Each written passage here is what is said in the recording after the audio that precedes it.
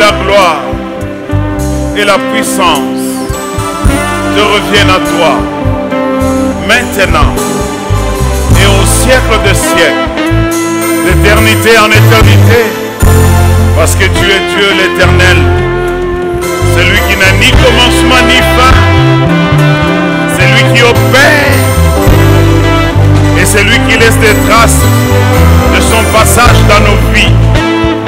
Il est passé dans ma vie, je suis devenu chrétien. Il est passé dans la vie de cette église, elle est devenue son église.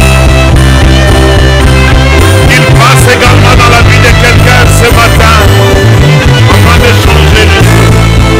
Il irait la pluie qui guérit. Guéris ton peuple. Guéris-nous, Seigneur. Délivre-nous, Yahweh. Fais en sorte que nous puissions te rendre gloire, honneur, puissance et majesté. Pour tout ce que tu es, tout ce que tu as toujours été, tout ce que tu seras. Merci, Jésus. Guéris les blessures internes. Guéris les déceptions. Guéris les découragements. Guéris les maladies incurables. Guéris-nous, Seigneur. Libère la pluie de guérison en ces lieux. Guéris notre esprit. Guéris notre façon de regarder le ciel. Guéris-nous, Seigneur. Et nous acclamons très bien, très fort, pour celui qui nous guérit, pour celui qui nous sauve. Jésus-Christ de Nazareth, Jésus de Galilée.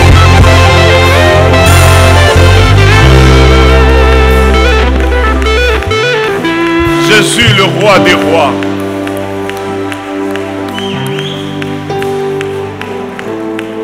C'est lui qui est le patron de l'univers. Il a le monde entre ses mains. Et il contrôle tous les humains. Il contrôle les va-et-vient, les allers-retours. Il contrôle même la nuit quand nous dormons. Jésus de Nazareth, nous t'aimons vraiment pour la vie que tu nous donnes. Merci. Que Dieu nous bénisse. Que Dieu nous bénisse.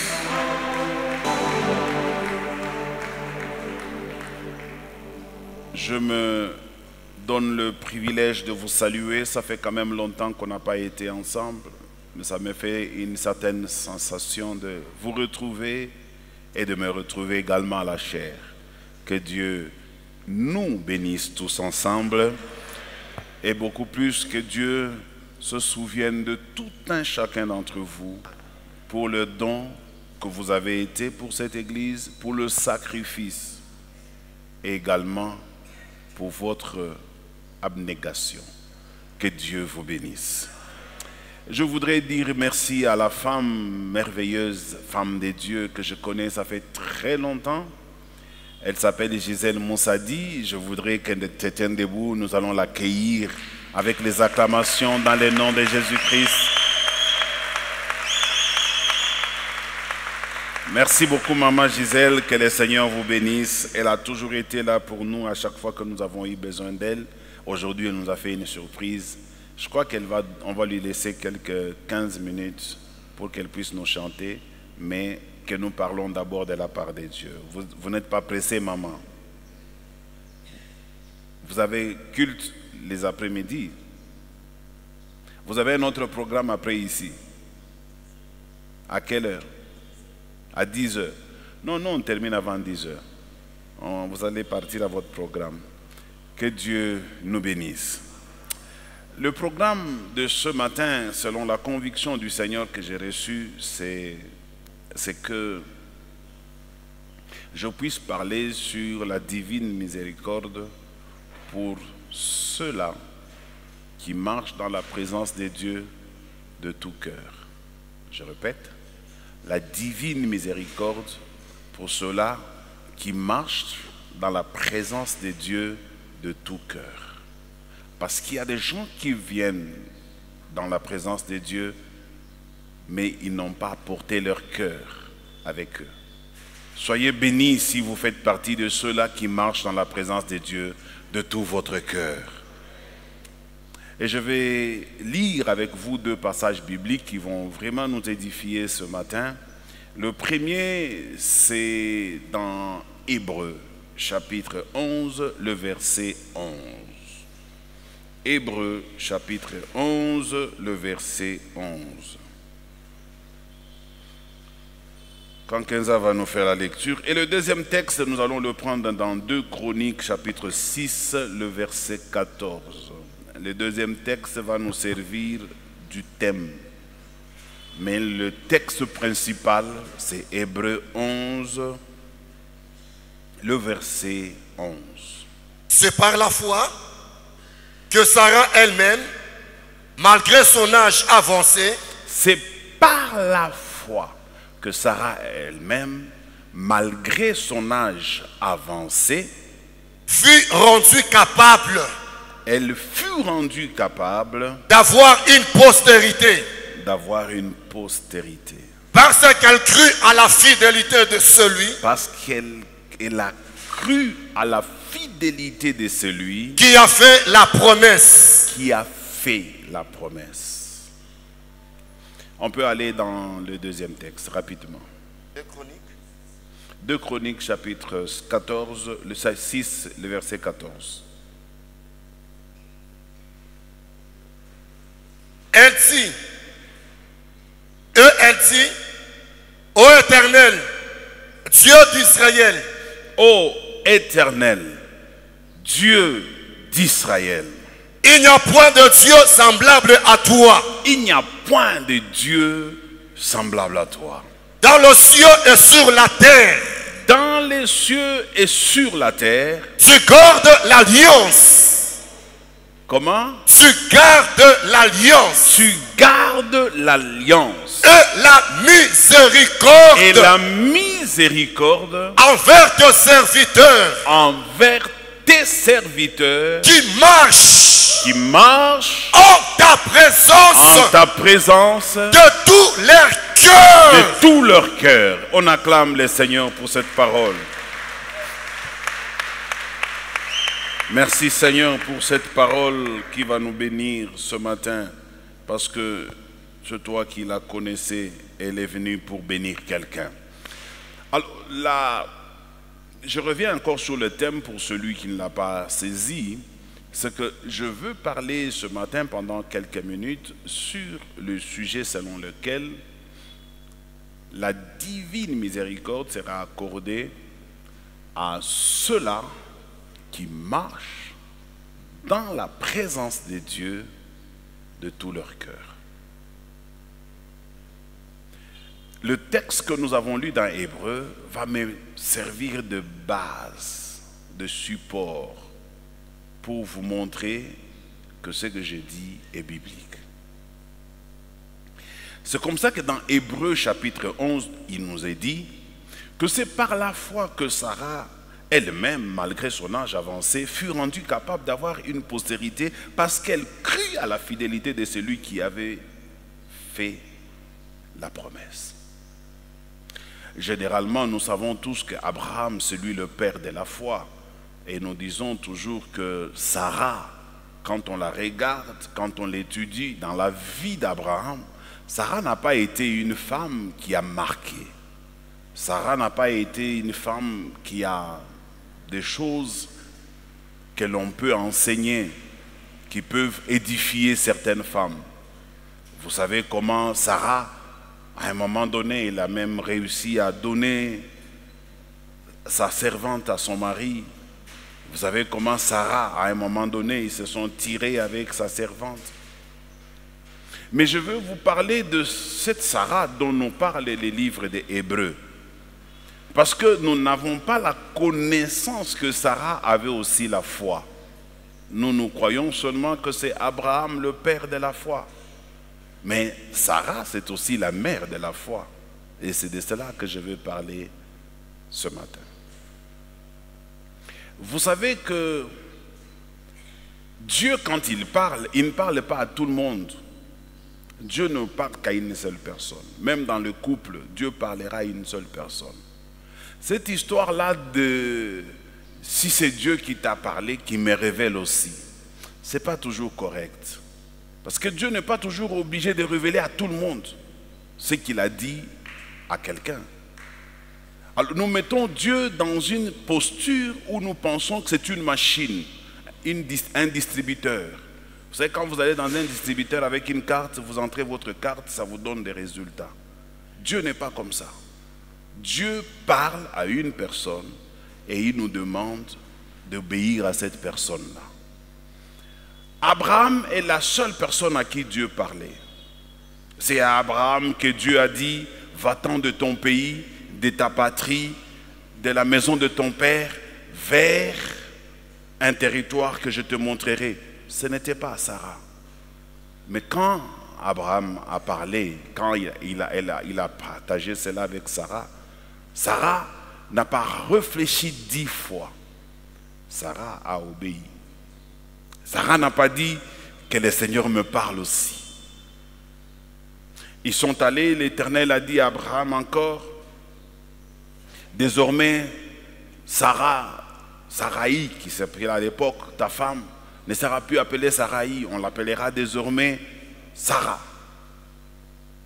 Abraham est rentré encore vers sa femme et lui dit, l'Éternel m'a encore parlé, il m'a dit que tu ne t'appelleras plus Saraï, tu t'appelleras maintenant Sarah. Sarah a accepté. Elle n'en a pas fait un problème. Donc, de tout le temps que nous connaissons l'histoire d'Abraham, il y avait toujours une femme qui croyait en Abraham, qui croyait qu'Abraham était réellement un envoyé de Dieu. C'est comme ça que rapidement, dans le développement de mon sujet, je vais aborder mon premier point. Mon premier point, je l'ai intitulé « Croire par intermédiation ». Croire par intermédiation. Je vais souffrir un peu parce que j'ai un problème de retour. Croire par intermédiation. Qu'est-ce que j'entends par croire par intermédiation? C'est croire que Dieu peut parler à une personne et ce que Dieu dit à cette personne nous concerne tous. Ce que Dieu a dit à une personne peut également avoir de l'impact dans notre vie. C'est ça, croire par intermédiation. Et d'ailleurs, généralement, dans la plupart du temps, dans nos églises, si nous devons aller loin, nous devons faire un effort pour croire par intermédiation. Quand le pasteur Josué vient vous dire aujourd'hui que cette année, l'Éternel m'a parlé, il m'a dit que cette année est une année de la divine miséricorde. C'est ça, croire par intermédiation. Et peu de gens le font, mais Sarah l'a fait. Elle a cru en cet homme sans qu'elle n'ait entendu elle-même Dieu lui parler. C'est une femme extraordinaire. Elle n'a pas demandé que Dieu me parle aussi, mais elle a cru dans les paroles de son mari. Très important. Alors, dans croire par intermédiation, j'ai 3 petits sous-points que je vais développer pour pouvoir édifier quelqu'un. Merci, parce que là maintenant je reçois quelque chose. Pour édifier quelqu'un, afin que nous comprenions dans quel contexte nous aussi nous pouvons croire par intermédiation. Et c'est très important. Voyez, un jour Jésus-Christ revient en vie après sa mort. Il est allé voir ses disciples et quand il discute avec eux, ses disciples étaient très contents, très joyeux, mais il manquait un disciple, Thomas. Quand Thomas va arriver, on lui raconte ce qui s'est passé, pas par une seule personne, par plus de 100 personnes. Ils lui disent que le maître était ici avec nous. Le maître nous a visités. Nous avons parlé avec lui. Thomas ne croit pas. Il dit, seulement quand moi-même je le verrai et quand moi-même je vais introduire mon doigt dans la côte. À ce moment-là, je croirai. Et Jésus a dit une phrase très importante. Il a dit, quand il a vu Thomas par la suite, il dit, Thomas, avance ton doigt et crois. Et Thomas a dit, mon Seigneur et mon Dieu, il est tombé par terre. Jésus lui a dit cette phrase importante. Heureux ceux-là qui croiront sans avoir vu. Et nous sommes parmi ceux-là qui croient sans avoir vu. Nous sommes parmi ceux-là qui croient parce que cela nous a été rapporté. Ceux qui ont vu Jésus, nous ne les avons pas rencontrés. Nous les avons simplement lus dans la Bible. Nous croyons aussi par intermédiation. Et la vie chrétienne, elle marche bien lorsque nous croyons par intermédiation. Nous ne devons pas toujours chercher à tout comprendre. Par moments, laissons être guidés par celui qui reçoit la révélation de Dieu. Vous savez, dans cette église, Bread of Life, nous sommes aujourd'hui au milieu du mois disons vers la fin du mois de juillet. Il y a beaucoup de gens, depuis le début de l'année jusqu'à aujourd'hui, qui ont des très grands témoignages de la main de Dieu dans leur vie depuis le début de l'année jusqu'à maintenant. Il y a des gens qui témoignent de la bonté de Dieu sur ce qui concerne la divine miséricorde. Croyez-moi, mes amis, cette année, c'est effectivement pour vous une année de la divine miséricorde. Tout est fonction de ce que vous croyez. Si vous pensez que c'est un homme qui a réfléchi quelque part et qui est venu nous révéler ce qu'il a réfléchi, vous vous trompez. Croyez dans cette parole et vous verrez, cette parole aura des effets dans votre vie. Quelqu'un me donne un bon amen? Moi-même, je crois dans cette parole, que c'est une année de la divine miséricorde. Et ce que j'ai vu jusqu'ici, c'est la divine miséricorde. Dieu ne fait que montrer combien il est bon, combien il soutient ceux qui marchent dans sa présence de tout cœur. Et je voudrais encourager quelqu'un de continuer aussi à croire et à marcher dans sa présence de tout cœur. Ne marche pas dans la présence de Dieu avec des doutes. C'est comme ça que vous verrez, il y a certaines personnes qui sont avec nous à l'église, ça fait 10 ans, 20 ans. Mais rien n'a changé dans leur vie. On commence même à se poser des questions. Mais est-ce que cet homme, cette femme, est-elle vraiment chrétienne? Parce qu'on ne réalise pas le fait que malgré qu'elle est avec nous, elle ne voit pas la main de Dieu. J'ai des gens ici dans cette église qui sont venus dans un état très critique.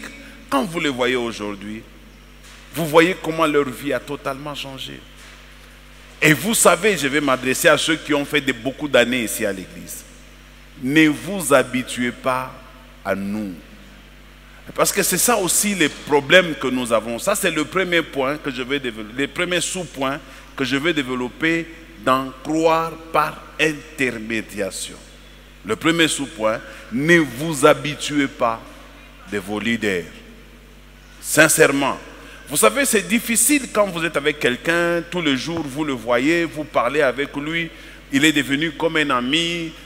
Moi-même, j'ai vécu ça quand j'étais à l'église Viens et Vois, où j'étais encore fidèle. Quand le feu pasteur Loukoussa parlait, je l'aimais tellement, je le connaissais très bien. Je savais quand il commençait, je savais quand il finissait, je savais quand est-ce qu'il allait faire la parenthèse. Je le connaissais. À telle enseigne que quand il commençait à parler, j'avais comme l'impression qu'il n'y avait rien de nouveau pour moi. Parce que tout ce qu'il allait dire, c'est ce qu'il avait déjà dit. Et quand vous atteignez ce niveau-là, mon frère, faites très attention. Vous êtes en train d'être là sans réellement être là. Vous êtes en train d'écouter sans réellement recevoir. Regardez cette femme Sarah. Elle a suivi son mari. Son mari revient un jour et lui dit, écoute, le Seigneur vient encore de m'apparaître. Aujourd'hui, je vais toucher à quelque chose que nous enseignons qui n'est pas vrai. Nous disons toujours que quand Abraham a pris son fils Isaac pour aller l'offrir à la montagne de Morija que Abraham avait caché à Sarah. Où est-ce que c'est écrit? Ce n'est pas écrit. On n'a pas écrit qu'Abraham avait caché à Sarah. Et qu'est-ce qui empêcherait qu'Abraham ait parlé à Sarah? Et que Sarah ait accepté? Parce que Sarah croyait en lui depuis les débuts. Ils étaient en train de bien vivre à Chaldée. Ils étaient déjà bien. Quand Dieu est venu parler à Abraham en disant « L'Éternel m'est apparu », il ne connaissait même pas c'est qui l'Éternel. C'est la première fois qu'ils entendaient parler de l'Éternel. Parce qu'eux, ils étaient des sacrificateurs de Madian. Leur père, notamment le père d'Abraham. Mais du coup, comme ça, Abraham apparaît à sa femme et sa femme le croit. Et un jour, ils ont un enfant. Et Abraham explique à sa femme que je dois lui offrir cet enfant à l'Éternel. Sarah dit, tu peux aller avec elle, avec lui. Parce que la Bible ne dit pas si Sarah n'était pas au courant. Ne faisons pas dire à la Bible ce que la Bible n'a pas dit. Admettons que Sarah soit au courant. Combien de femmes peuvent marcher avec Dieu dans ce sens-là? Marchez avec Dieu dans sa présence de tout cœur. Ne marchez pas dans la présence de Dieu avec beaucoup d'hésitation. Vous ne bénéficierez pas beaucoup de Dieu. Ça, c'était mon premier point. Il y a un deuxième sous-point que je veux développer avant d'aller au deuxième point. Le premier sous-point, j'ai dit, ne vous habituez pas à ceux qui vous dirigent.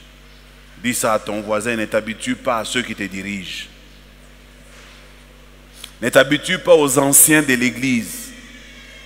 Ne t'habitue pas aux pasteurs. Ne t'habitue pas à nous.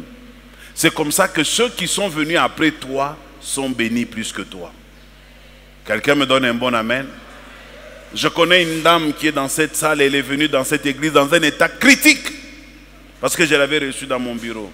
Je dis bien un état critique.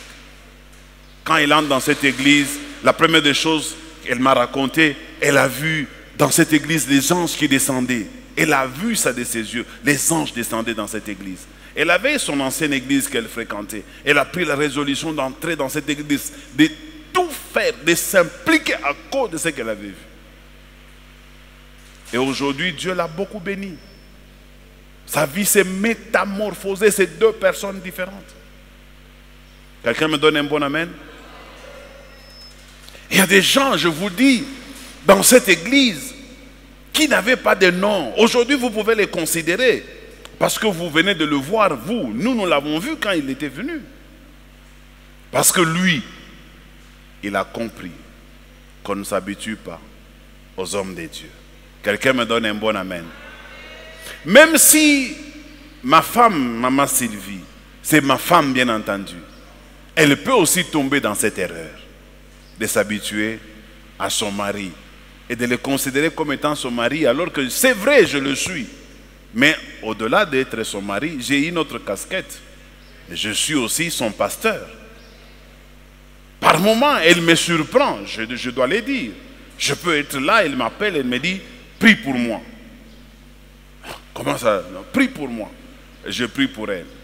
Parfois moi-même, je peux oublier, me dire, prie encore pour moi. Vous ne savez pas, peut-être c'est aujourd'hui que je le lui dis, vous ne savez pas l'effet que ça me fait. Tu vois seulement ta femme qui te demande de prier pour elle. Mais je ne vois pas ça de mes enfants.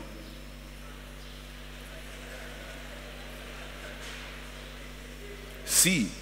Parce que pour mes enfants, je suis seulement leur papa. Parce que je suis leur papa, bien sûr, mais je suis aussi leur pasteur. Quelqu'un me donne un bon amen. Je peux être ton frère dans la chair, mais je suis ton pasteur. Tu peux me connaître comme un certain monsieur avec qui on avait grandi à la Kenya. C'est vrai. Mais au-delà de ça, je suis ton pasteur. Quelqu'un me donne un bon amen. Alors si tu veux recevoir quelque chose de Dieu, il faut changer d'attitude. Je vais rapidement au deuxième point parce que le temps me manque. Le deuxième point que j'ai voulu développer avec nous aujourd'hui, j'ai pris ça toujours dans les cas de Sarah. C'est-à-dire marcher dans la présence du Seigneur même quand on n'est pas concerné. Ça, c'est très fort. Écoutez-moi bien. Marcher dans la présence du Seigneur, même quand on n'est pas concerné. Sarah, à un moment donné, lorsque Abraham va atteindre 99 ans, Sarah va réfléchir, parce qu'ils avaient un écart de plus ou moins 10 ans. Sarah va réfléchir et va se dire, est-ce que réellement j'avais bien compris ce que mon mari me disait? De toutes les façons, moi, Dieu ne m'a jamais parlé. C'est à lui que Dieu a parlé. Regardez toutes les paroles que Dieu a prononcées sur Abraham. Dieu n'avait jamais associé Sarah dans ses paroles. Dieu disait toujours à Abraham, je rendrai ton nom grand. Tu deviendras une source de bénédiction. Va-t'en de ton pays, de ta patrie. Il n'a jamais associé Sarah. Quelqu'un me donne un bon amen? Alors, Sarah, en réfléchissant, elle va finir par se dire, est-ce que la promesse ne concerne pas seulement Abraham et non pas moi? C'est ça qui va pousser Sarah à aller voir son mari en lui disant, peut-être nous n'avons pas bien compris Dieu. Prends même ma servante Agar, parce que c'est à toi que Dieu avait donné la promesse et peut-être pas moi. Alors va vers ma servante, fais un enfant, comme ça on va accomplir ce que Dieu avait dit. Et là, qu'est-ce que moi je comprends? Je comprends ce que je vous ai annoncé. C'est que Sarah était d'une qualité supérieure. C'est qu'elle a compris que je peux être la femme d'Abraham, mais Dieu, dans ce qu'il veut faire avec mon mari, moi je ne suis pas concerné. Quelqu'un me donne un bon amen? Tu peux être dans cette église, dans un département, mais il faut avoir aussi la sensibilité de comprendre qu'il y a des hommes que Dieu peut pointer à vos côtés, mais peut-être que vous n'êtes pas aussi concernés. Parfois, il faut accepter d'être là, de jouer le rôle de second plan, d'être là, de jouer le deuxième rôle ou le quatrième rôle. J'aime beaucoup ceux-là qu'on appelle les héros dans l'ombre. Ce sont des gens qui travaillent sans qu'on le voie. Ce sont des gens qui sont là sans qu'on sache qu'ils sont là. Ce sont des gens qui aiment cette église sans que personne ne le sache. Ce sont des gens qui se battent pour cette église sans que personne ne le sache. Ce sont des gens qui défendent cette église sans que personne ne le sache. Ces personnes-là, si vous êtes dans cette salle, que l'Éternel Dieu vous bénisse. Ceux-là qui ont l'habitude d'être dans les projecteurs, ils pensent qu'ils sont les seuls qui font le travail. Il y a aussi des gens qui ne sont pas dans les projecteurs, qui font le travail, qui ne sont jamais montés à cette chair, mais qui font que cette église soit ce qu'elle est. Soit par leur contribution, soit par leur prière, soit même par le conseil, ou soit même dans les visites. Il y a des mamans ici qui ont le don de visite, qui visitent sans qu'on les pousse, qui n'attendent pas qu'on leur demande de faire quelque chose. Elles sentent ça dans leur corps, elles le font. Même si à la fin, il y a beaucoup de gens qui répondent à l'église, on ne sait pas que cette maman a fait les visites, on voit le pasteur Josué, mais elle est là, incognito. On les appelle les héros dans l'ombre. Tous les héros dans l'ombre, soyez bénis au nom de Jésus-Christ. Alors moi, quand je commence à comprendre maintenant Sarah, je réalise que Sarah, c'est une héroïne dans l'ombre. Sarah, c'est comme ça peut-être qu'on a dit derrière un grand homme, il y a une grande dame. Vraiment, je peux vous dire que Sarah, c'était une très grande dame. Parce que cette femme a compris même que la vision que Dieu avait donnée à Abraham, c'était à Abraham et non pas à moi. Et elle a fait ça. C'est comme ça que Dieu va dire à Abraham maintenant pour corriger les choses. Dans le troisième point que je vais développer. Il va associer maintenant Sarah. Il dit à Abraham, je te donnerai un fils, non pas de cette servante-là, mais de Sarah, ta femme. Dieu vient d'ajouter Sarah dans le plan. Abraham rentre encore une fois de plus vers sa femme. Et il lui dit, Dieu vient de me révéler que c'est avec toi. Sarah croit, mais avec un peu d'hésitation. Pour que Dieu puisse paraphraser la chose. Dieu va faire quelque chose. Vous connaissez l'histoire de 3 personnes qui étaient en train de passer dans les chaînes de Mamré lorsque Abraham était dans sa tente. Quand ces personnes passaient, Abraham les a associés pour qu'ils viennent chez lui. Et quand ces personnes sont arrivées chez Abraham, Abraham a demandé s'il pouvait manger quelque chose. Et il est allé dire à Sarah de préparer quelque chose. Et quand elle a préparé, Abraham a servi à ses invités. Et lorsque ses invités ont mangé, l'un d'eux va poser la question à Abraham. Où est Sarah? C'est ici que je veux dire. Il peut arriver que toi qui n'étais pas dans le projecteur, que Dieu te mette dans le projecteur. Dieu regarde le travail que tu fais en sourdine et il va le faire sortir en surface. Je vais vous donner, je crois que je n'ai pas encore donné les points en question. C'est-à-dire, ce que nous faisons en secret, Dieu le rendra public. Ça, c'est le troisième point. Ce que nous faisons en secret, Dieu le rendra public. Les anciens connaissent même mes philosophies. Parmi mes philosophies, je n'aime pas trop de bruit. Vous allez constater que je ne fais pas des affiches, je ne fais pas beaucoup de publicité, je ne suis pas beaucoup trop dans ça. Et j'aime même pas que mon nom soit plus exposé. J'ai reçu beaucoup de propositions à gauche et à droite de faire des émissions, tout ça, mais j'ai refusé. Parce que mon principe ou ma philosophie, c'était que faisons que l'œuvre de Dieu aille de l'avant et non pas que le nom du pasteur puisse aller de l'avant. C'est comme ça qu'il y a des endroits où je peux arriver comme ça, je me présente, bon, bonjour monsieur, bonjour, je suis pasteur. On me dit, ok, attendez là-bas. Pendant que j'attends, une autre personne vient, il me salue, bonjour pasteur, bonjour. Maintenant il dit à celui qui m'avait fait attendre, tu le connais? Il dit non, il m'a dit qu'il est pasteur. Oui, mais c'est le pasteur de Bread of Life. Dès qu'on cite Bread of Life, la personne qui m'avait accueilli d'une certaine manière change d'attitude et devient directement empressée parce qu'on a cité Bread of Life. Alors que le nom de pasteur Josué n'était pas connu, mais le nom de Bread of Life était plus connu. Maintenant, voilà ce que Dieu a fait. Sans les concours de personnes ici à l'église, Dieu maintenant a pris le nom du pasteur Josué, il l'a rendu public. Ce que tu fais dans le secret, Dieu le rendra public. Crois-moi. Ne cherche pas toi-même. C'est comme ça que la Bible dit, quand tu arrives dans un endroit, ne cherche pas la première place. Laisse Dieu te donner la première place. Parce que si tu te donnes toi-même la première place, on risque de te sortir là-bas et de te retourner en arrière, tu auras très honte.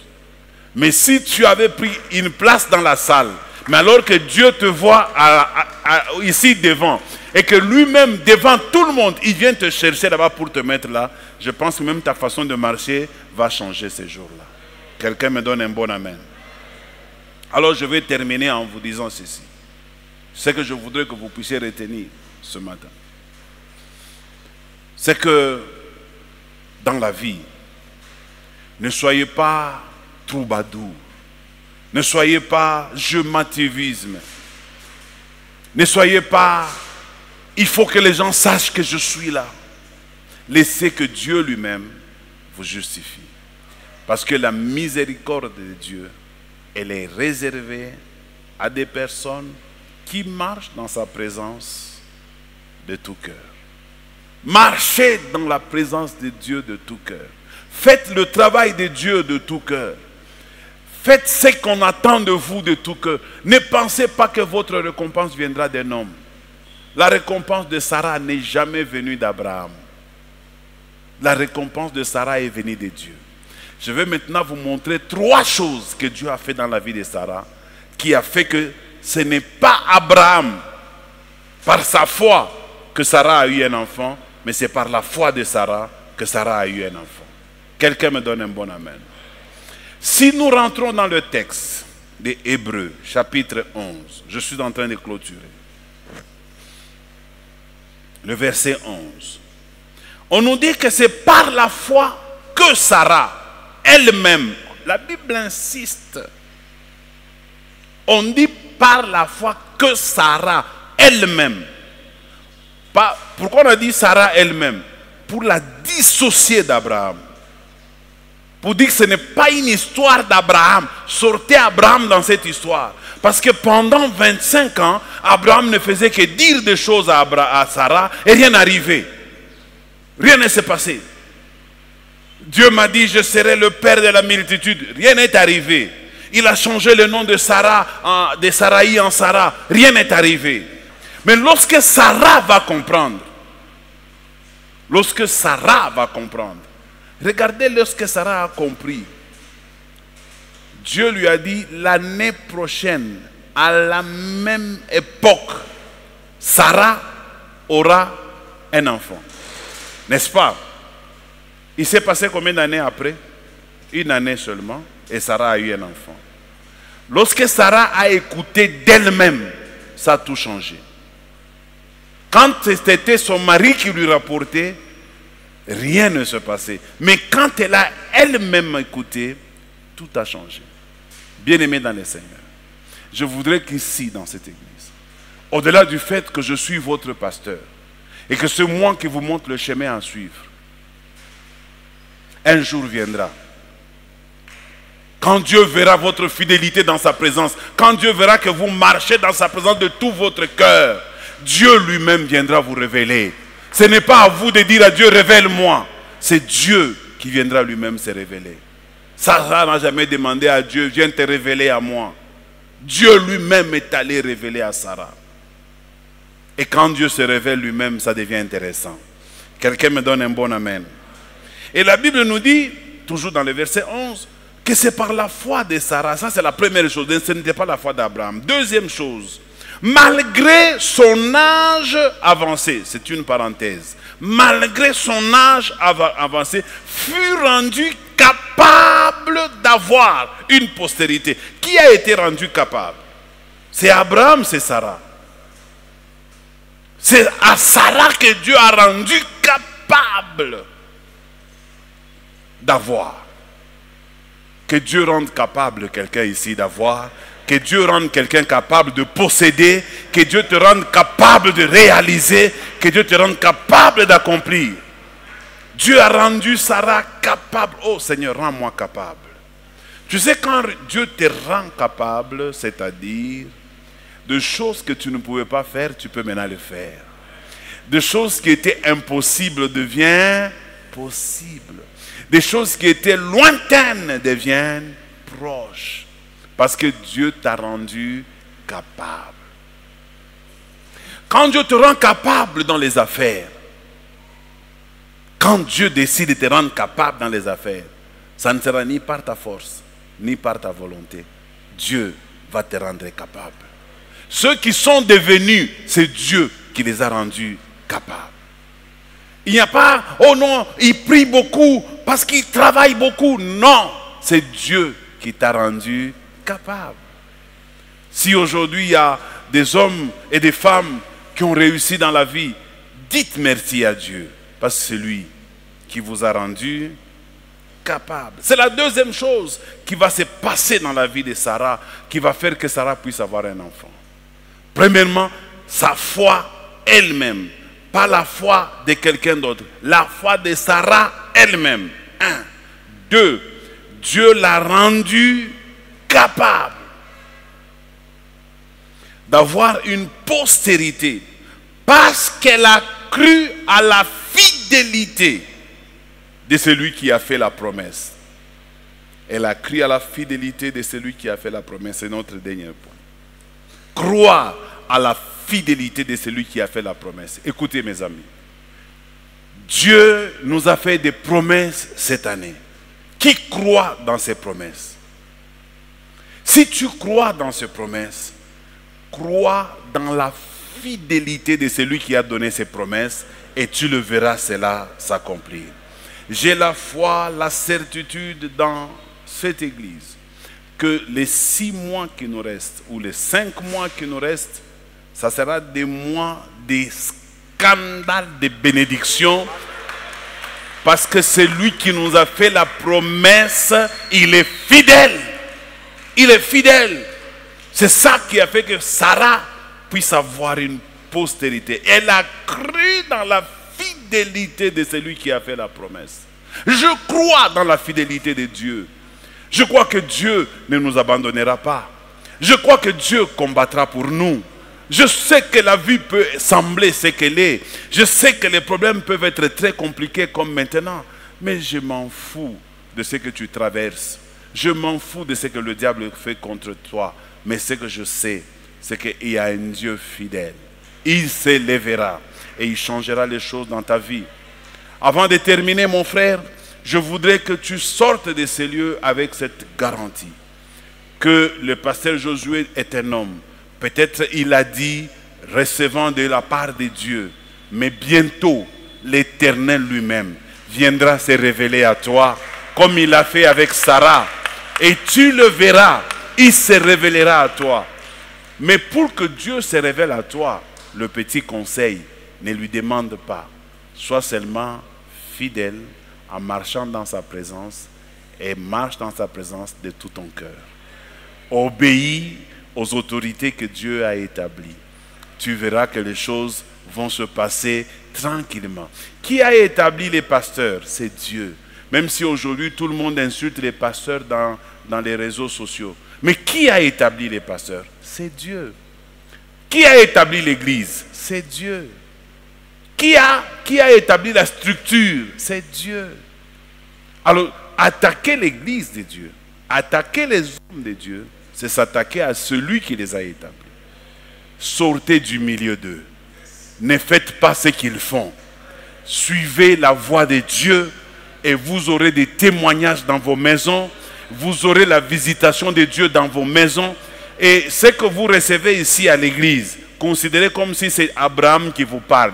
Mais le temps vient où Dieu lui-même viendra dans votre maison et il va poser la question de savoir où est Sarah. Dieu va te chercher. Il t'appellera par ton nom et il te donnera une prophétie qui se réalisera certainement. Et ni le diable, et ni les sorciers, et ni les hommes ne pourront empêcher à cette promesse de Dieu de s'accomplir. Si tu crois, donne un grand amen et acclame le Seigneur.